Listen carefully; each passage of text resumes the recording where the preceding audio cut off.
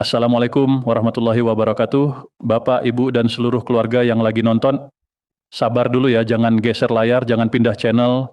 Kalau lagi di dapur, kecilin api sebentar. Kalau lagi tiduran, tahan dulu jari yang mau scroll. Dengerin ini sampai habis, karena yang bakal gua bahas bukan kabar biasa, bukan isu gosip, bukan kiriman WhatsApp yang sumbernya nggak jelas. Ini resmi Bapak, Ibu. Ini kepastian. Ini hak yang selama ini banyak dari kita tunggu dengan penuh harap, penuh cemas, penuh tanda tanya, hak yang tiap bulan dicek saldonya, tiap pagi kepikiran, tiap malam bikin dada berat antara percaya dan ragu, antara pengin yakin dan takut kecewa. Hari ini gue mau ngomong pelan tapi jelas dari awal sampai akhir supaya abis nonton video ini nggak ada lagi kebingungan, was-was, atau merasa ditinggalkan negara.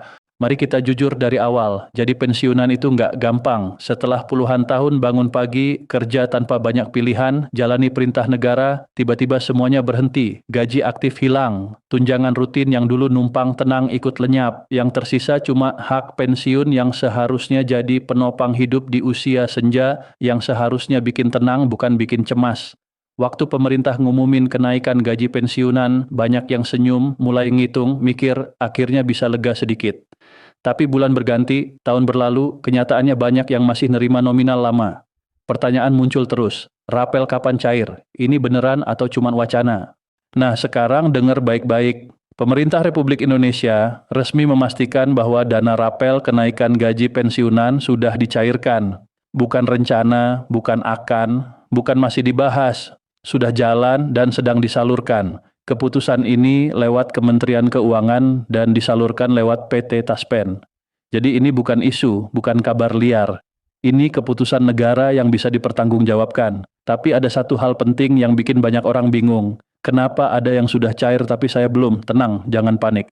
Proses pencairan rapel memang nggak instan. Bukan karena negara menunda, bukan karena dana nggak ada, tapi karena ada proses keamanan dan ketepatan, data diverifikasi satu persatu, sistem diperbarui supaya dana sampai tepat ke orang yang berhak tanpa salah transfer, tanpa penyalahgunaan, tanpa risiko hukum. Bapak Ibu ingat ini, rapel itu hak, bukan sedekah, bukan bantuan sosial, bukan bonus. Ini selisih antara gaji lama dan gaji baru yang seharusnya diterima sejak kebijakan naik. Selama ini banyak pensiunan masih nerima nominal lama. Nah, selisihnya itulah rapel. Negara menegaskan, rapel tidak boleh ditahan, tidak boleh dipotong, tidak boleh dialihkan. Siapa yang berhak? Pensiunan ASN, TNI, Polri, Janda, Duda, pensiunan sah, bahkan anak yatim piatu yang terdaftar sebagai ahli waris resmi. Semua data sudah diverifikasi PT Taspen. Jadi tidak perlu mengajukan ulang, tidak perlu bolak-balik kantor, tidak perlu ribet. Selama data valid, dana otomatis masuk ke rekening lama, tanpa biaya, tanpa potongan, tanpa perantara. Kenapa nominal tiap orang beda? Ini penting, bukan ketidakadilan, bukan pilih kasih. Semua dihitung resmi, gaji pokok terakhir, lama, periode tertunda, tunjangan keluarga, semua dihitung otomatis. Sistem PT Taspen supaya nggak ada salah manual bisa dicek lewat aplikasi Taspen Mobile atau Bank Mitra Taspen. Transparansi jelas supaya nggak bikin resah. Sekarang soal autentikasi, verifikasi, ini bukan ribet buat-buat. Ini untuk memastikan penerima masih hidup dan masih berhak. Bisa lewat scan wajah di aplikasi atau langsung ke bank. Kalau gagal pencairan, ditahan sementara bukan hilang. Jadi jangan panik. Anak atau cucu bisa bantu. Ini soal perlindungan hak finansial orang tua. Tapi hati-hati, begitu ada pencairan besar, oknum penipu pasti nongol. Modusnya macam-macam, ada yang ngaku petugas Taspen, bank, pemerintah. Ingat, Taspen dan bank nggak akan pernah minta PIN, OTP, atau data rahasia lewat telepon atau pesan. Kalau ada yang minta, itu penipuan. Jangan percaya, jangan klik link, jangan balas, laporkan ke polisi atau ke kanal resmi instansi. Sekarang kita masuk ke bagian penting, bagaimana reaksi setelah dana rapel masuk rekening. Banyak yang nggak siap secara mental, begitu saldo bertambah, emosi campur aduk, lega, senang, haru, tapi juga tergoda buat pakai semua sekaligus. Ini bahaya. Dana rapel bukan rezeki mendadak untuk boros. Ini hak tertunda. Jangan habiskan semua hari ini. Nanti bulan depan balik ke nol. Prioritas pertama, kesehatan, periksa rutin, beli obat, kontrol ke dokter. Jangan tunggu sakit parah baru keluar biaya besar. Setelah itu, kebutuhan rumah tangga, listrik, air, gas, bahan makanan. Jangan lupa tabungan darurat minimal 3 bulan kebutuhan hidup. Baru kalau ada sisa, bisa buat perbaikan rumah atau usaha kecil. Hati-hati dengan investasi cepat atau usaha janji untung besar. Banyak pensiunan terjebak, ujungnya menyesal. Pilih yang realistis, ringan, sesuai kemampuan fisik. Sekarang soal peran keluarga. Banyak pensiunan kesulitan pakai aplikasi, paham prosedur digital. Anak dan cucu harus dampingi, bukan ambil alih. Bantu supaya hak orang tua sampai dan aman. Jangan sampai karena gap teknologi hak hilang. Dana rapel dicairkan tidak serentak, ada yang hari ini, besok, minggu depan. Bukan diskriminasi tapi teknis. Sistem bank nggak bisa salurkan jutaan rekening sekaligus. Yang penting, status kepesertaan aktif dan otentikasi selesai. Sekali lagi, nominal tiap orang berbeda karena pangkat terakhir, gaji pokok, lama keterlambatan, tunjangan keluarga. Jangan banding-bandingkan dengan tetangga atau saudara. Cek resmi lewat Taspen Mobile atau bank mitra, transparansi tersedia. Ingat, otentikasi berkala itu penting. Gagal otentikasi bukan berarti hak hilang, tapi pencairan ditunda. Per anak cucu penting memastikan otentikasi selesai. Sekarang kita lihat gambaran luas, dampak ekonomi. Cairnya rapel bikin konsumsi rumah tangga meningkat, warung ramai, pasar hidup, UMKM jalan, pajak balik ke negara. Ini strategi ekonomi nasional. Pemerintah juga menyesuaikan sistem penggajian berbasis merit, tunjangan kinerja disesuaikan, semua diarahkan ke keadilan dan akuntabilitas. Rapelan 12 bulan dibayarkan langsung, jumlah berbeda-beda tergantung pangkat terakhir. ASN menengah dapat jutaan, pejabat tinggi lebih besar. Pensiunan sesuai pangkat terakhir, jadi jangan iri, hak aman dan dibayarkan. Sekarang mari merenung, dana rapel bisa jadi berkah atau masalah tergantung cara mengelola. Negara sudah jalankan kewajiban, sistem berjalan, tinggal kita yang bijak mengatur. Bagian terakhir, kesalahan fatal yang sering terjadi. Nama berbeda antara KTP dan rekening. Rekening pasif, data keluarga tidak diperbarui, status pernikahan berubah, semua ini bisa menunda pencairan berbulan-bulan. Periksa dengan tenang, identitas sesuai, rekening aktif, data Taspen benar. Satu kesalahan kecil bisa menahan dana. Otentikasi berkala bukan formalitas, ini cara memastikan pensiunan menerima haknya. Banyak yang menunda anggap sepele, jangan sampai begitu. Anak cucu harus dampingi. Perbedaan nominal jangan membuat kita saling membandingkan. Sistem menghitung berdasarkan gaji, pangkat, masa kerja, tunjangan. Tidak ada pilih kasih. Kalau ragu, cek resmi. Yang bikin resah bukan jumlah tapi ketidakpastian. Oke, tarik napas lagi karena gue mau ajak lu ngobrol pelan, santai, tapi serius soal kabar yang lagi ramai. Rapel pensiun, penyesuaian gaji ASN, dan rencana penyaluran dana pensiun yang katanya bakal cair. Ini urusan yang bikin banyak orang deg-degan karena menyangkut masa depan finansial. Jadi kita bahas tuntas, pelan, dan terang benderang supaya nggak ada yang keliru nangkapnya. Sebelum masuk ke detail, gue mau tegasin satu hal. Banyak masalah yang muncul bukan karena kebijakan itu sendiri, melainkan karena salah paham tentang kebijakan.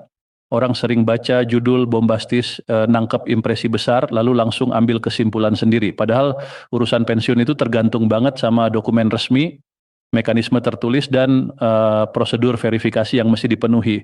Kalau bagian awal ini kelewat, besar kemungkinan informasi diterima nggak utuh. Ada istilah yang gampang disalahartikan, ada jadwal yang gampang keliru, ada bedanya antara janji politik dan pelaksanaan teknis. Jarak antara pernyataan di ruang publik dan aturan teknis yang mengeksekusi itu buat pensiunan bukan sekadar perbedaan kata, bila mana Anda bisa berujung pada langkah yang salah, menunggu tanpa mengurus hal yang perlu diurus, bolak-balik ke kantor yang salah, atau percaya info yang belum berdasar dokumen. Jadi tarik napas lagi, kita mulai dari situasi nyata, jangan panik dulu. Kabar yang kini beredar bilang DPR sepakat rapel penuh bagi pensiunan akan dicairkan dan disebut-sebut Menteri Keuangan siap menyalurkan DAPEN dengan patokan tanggal 10 FEB 2026. Nah, pertanyaan yang harus muncul bukan sekadar benar nggak nih, tapi lebih ke rapel penuh itu maksudnya apa, komponen apa saja, siapa saja yang berhak, gimana mekanismenya, dan dokumen apa yang jadi dasar, karena kepastian kebijakan lahir dari keputusan resmi dan aturan tertulis, bukan dari rumor di grup WA atau video viral yang judulnya ngejebak perasaan. Ingat ketika kebijakan nyentuh jutaan orang, Pemerintah biasanya bakal prioritaskan ketertiban data dan ketepatan sasaran. Berarti verifikasi diperkuat, pemutakhiran data diminta, dan prosedur penyaluran dipertegas. Penguatan prosedur itu tidak otomatis memangkas hak, tapi bisa menimbulkan hambatan sementara kalau data nggak rapi. Jadi di sini kita jelaskan satu-satu supaya Bapak Ibu nggak kaget kalau ada proses verifikasi. Pertama, sinkronisasi data identitas. Sudah sinkron, belum antara berkas di instansi asal, sistem Taspen, Asabri, dan data perbankan. Perbedaan kecil seperti ejaan nama, format tanggal lahir, atau nomor identitas yang berbeda bisa bikin proses digital menolak data dan minta verifikasi ulang. Dalam sistem elektronik, beda tanda baca atau spasi bisa terbaca beda identitas. Makanya penting banget memastikan data personal sudah sinkron. Kedua, rekening penyaluran. Masih aktif nggak rekening yang terdaftar, terblokir atau sudah ganti bank tapi belum update? Banyak kasus pembayaran gagal karena rekening tujuan nggak aktif atau tidak sinkron dengan data di sistem. Ketiga, perubahan status keluarga ahli waris. Jika ada perubahan, apakah sudah tercatat? Soal ini sering bikin panik keluarga saat ada kebijakan rapel karena mereka nggak tahu dokumen apa yang harus disiapkan. Jadi langkah paling aman adalah cek berkas, update data, dan simpan dokumen penting rapi-rapi. Oke, sekarang masuk pelan-pelan ke inti. Apa itu rapel? Rapel pada umumnya adalah selisih hak yang tertunda karena ada penyesuaian atau keputusan yang berlaku surut terhadap periode tertentu. Jadi kalau ada keputusan menaikkan nominal pensiun efektif sejak tanggal X, penerima yang selama periode itu menerima nominal lama berhak atas selisihnya. Itulah rapel. Namun rapel itu perlu perhitungan yang teliti. Komponen apa saja yang kena, periode berapa, siapa yang masuk hitungan, termasuk koreksi administratif bila ada perubahan status keluarga dan lain-lain. Maka dari itu, kalau kabar yang beredar bilang rapel penuh cair, kita harus tanya teliti, rapel penuh dari komponen apa? Gaji pokok, tunjangan, komponen yang lain, periode berapa, semua itu harus jelas sebelum kita bisa bilang iya cair atau tidak cair. Di level publik sering muncul kecenderungan memblow up judul berita DPR sepakat, padahal kesepakatan politik seperti itu hanya pintu pembuka. Pelaksanaan tetap butuh rujukan aturan, alokasi anggaran, dan mekanisme teknis penyaluran. Bisa ada kesepakatan prinsip tapi praktiknya bergantung pada PMK, Perpres, atau aturan teknis lain yang mengatur detailnya. Makanya banyak instansi seperti Taspen atau pihak Kemenkeu biasanya bakal keluarkan penjelasan resmi kalau ada skema yang sudah final sampai ada dokumen resmi. Sebaiknya kita pandang berita-berita awal itu sebagai isyarat politik, bukan dekret teknis untuk langsung mengubah harapan atau tindakan administratif. Gue juga mau jelasin soal dua prinsip yang saling tarik-menarik ketika ngomongin penyesuaian penghasilan. Pertama, penyesuaian penghasilan memang penting supaya pengabdian aparatur negara termasuk pensiunan nggak melemah oleh inflasi. Inflasi itu nyata, barang dan jasa tiap tahun cenderung naik sehingga kalau penghasilan nggak disesuaikan, daya beli turun. Makanya ada argumen moral dan ekonomi untuk menuntut penyesuaian berkala. Kedua, kebijakan penyesuaian nggak bisa lepas dari kemampuan fiskal negara. Pemerintah mesti jaga keseimbangan antara kebutuhan banyak sektor. Belanja sosial, infrastruktur, utang, pendidikan, kesehatan, dan lain-lain. Jadi penyesuaian harus realistis dan sustainable. Bukan hanya janji manis yang bikin defisit besar tanpa solusi pembiayaan. Dalam percakapan politiknya kadang ada pesan bahwa kalau partai tertentu menguat di parlemen atau pemerintahan, agenda kenaikan gaji bakal jadi prioritas. Itu biasa dalam politik. Janji-janji kebijakan ditempatkan dalam platform partai, tapi realisasinya tetap harus melalui mekanisme anggaran dan aturan yang ketat. Jadi buat para pensiunan penting bukan siapa yang janji, tapi apakah ada produk hukum dan alokasi anggaran yang jelas. Sekarang kita bawa obrolan ke ranah pendidikan yang mungkin buat sebagian pensiunan terdengar jauh dari masalah rapel. Tapi sebenarnya ada benang merah yang nggak boleh kita lupa. Kebijakan publik sering dipaketkan.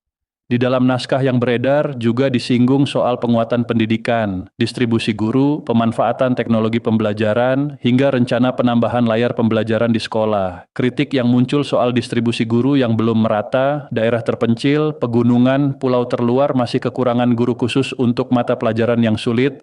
Bahkan di pinggiran kota besar pun ada sekolah kesulitan menemukan guru penguasaan bidang tertentu. Ini bukan masalah wilayah saja, tapi soal sistem pendidikan nasional. Salah satu solusi yang diutarakan adalah pemanfaatan teknologi pembelajaran dari studio terpusat. Pengajaran bisa didistribusikan ke banyak sekolah. Sekarang teknologi sudah makin murah katanya, dan ada alternatif selain platform mahal. Selain itu, ada rencana penambahan layar pembelajaran di tiap sekolah agar lebih banyak kelas bisa menikmati materi interaktif dan visual yang mendukung.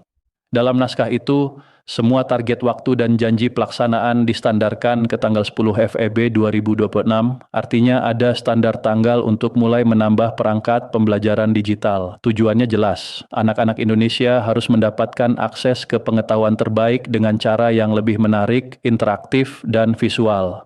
Ada juga catatan lapangan yang sentuh beberapa anak ternyata menulis sangat kecil supaya hemat kertas karena nggak mau memberatkan orang tua. Kalau didiamkan, kebiasaan ini bisa berdampak kecil tapi fundamental pada kualitas belajar. Tulisan terlalu kecil bikin mata tegang, kemungkinan mereka butuh kacamata lebih tinggi. Oleh karena itu disarankan meninjau kembali pelajaran menulis, membiasakan anak menulis lebih jelas dan besar, serta menyediakan buku-buku sekolah yang memadai. Ingat, masalah ini mungkin terdengar sepele tapi berdampak ke kebiasaan belajar dan pada ujungnya ke kesiapan generasi muda menghadapi tantangan global. Konsep lain yang diangkat adalah gagasan sekolah terintegrasi di tingkat kecamatan, gabungan SD, SMP, SMA, SMK dalam satu kawasan dengan fasilitas lengkap. Alasannya terkait tren demografi angka kelahiran menurun sehingga beberapa SD kekurangan murid, sementara guru di sana tetap banyak. Konsolidasi dianggap efisien. Satu sekolah dengan fasilitas prima daripada beberapa sekolah yang kurang optimal. Dalam skema sekolah terintegrasi ini, fasilitas harus lengkap termasuk laboratorium matematika, kimia, biologi, dan laboratorium bahasa. Penguasaan bahasa dianggap penting untuk peluang kerja global. Contoh kebutuhan tenaga kerja di sektor hospitality di Eropa yang bisa dimanfaatkan kalau generasi muda kita fasih berbahasa internasional. Jadi pendidikan dan kesejahteraan aparatur saling terkait. Negara menjaga martabat pengabdian para pegawai dan pensiunan, sekaligus membangun modal manusia untuk masa depan. Balik lagi ke urusan pensiunan. Ketika kabar rapel penuh dan penyaluran dapen pada 10 FEB 2026 menyebar, suasana publik gampang keliru. Judul kuat di media sosial sering meninggalkan impresi keputusan sudah final dan cair tanpa syarat. Padahal seperti gua bilang, beda antara pernyataan politik dan pelaksanaan teknis itu besar. Kesepakatan politik bisa jadi pintu, tapi pelaksanaan memerlukan aturan, anggaran, dan mekanisme penyaluran teknis.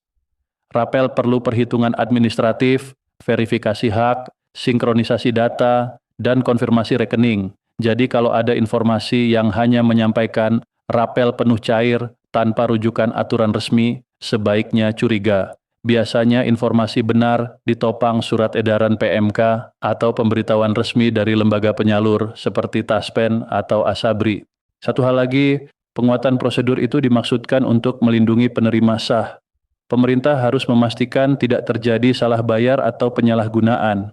Jadi, verifikasi yang ketat justru untuk memastikan dana sampai ke tangan yang memang berhak. Tetapi proses verifikasi itu bisa menyebabkan hambatan sementara jika data penerima belum rapi. Hambatan administratif yang sering muncul, misalnya ketidaksesuaian identitas, ejaan nama beda, tanggal lahir beda format, nomor identitas nasional tidak sinkron, rekening bank yang tidak aktif atau belum tercatatnya perubahan status keluarga. Semua itu bisa memicu permintaan verifikasi ulang dan menahan pencairan sementara.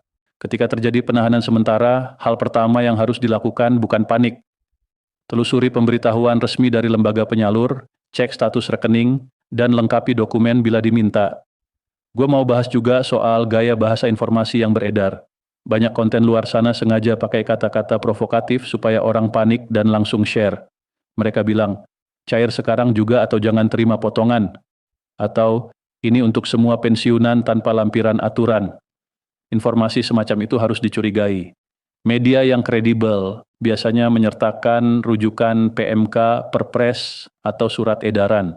Kalau nggak ada itu, lebih baik hati-hati. Di era AI dan deepfake, bahkan video pejabat bisa diproduksi sedemikian rupa sehingga tampak meyakinkan. Tapi itu bukan bukti aturan resmi. Selalu minta rujukan dokumen resmi, cek situs resmi lembaga terkait atau konfirmasi ke kanal resmi Taspen, Asabri, atau Kementerian Keuangan. Kita juga harus paham soal inflasi dan batas kemampuan fiskal. Inflasi jadi alasan logis kenapa penyesuaian penghasilan perlu. Kalau harga barang naik, daya beli menurun. Namun inflasi bukan alasan untuk menaikkan gaji tanpa batas. Pemerintah harus menjaga stabilitas anggaran agar kebijakan jangka panjang tidak terganggu. Dalam proses legislasi, biasanya kenaikan gaji atau penyesuaian pensiun melewati pembahasan panjang, termasuk pembahasan di DPR terkait anggaran dan evaluasi teknis bagaimana penyaluran dilakukan agar tepat sasaran. Jadi kalau ada kabar kesepakatan politik di DPR itu tanda positif tapi bukan jaminan final. Masih ada mekanisme teknis yang harus dilewati. Untuk para pensiunan, pesan paling penting di sini. Rapel adalah hak. Kelancarannya bergantung pada ketertiban administrasi. Pemerintah berkewajiban menjaga hak itu, tapi juga berkewajiban memastikan uang itu tepat sasaran. Jadi, apa langkah praktis yang bisa dilakukan sekarang? Pertama, periksa data identitas. Cocokkan ejaan nama, tanggal lahir, NIK, dan data lain antara dokumen pribadi dan data yang tercatat di instansi pemberi pensiun. Kedua, periksa rekening bank. Pastikan rekening yang terdaftar aktif dan nomor rekening sesuai. Ketiga, catat perubahan status keluarga ahli waris dan segera laporkan bila ada perubahan. Keempat, simpan dokumen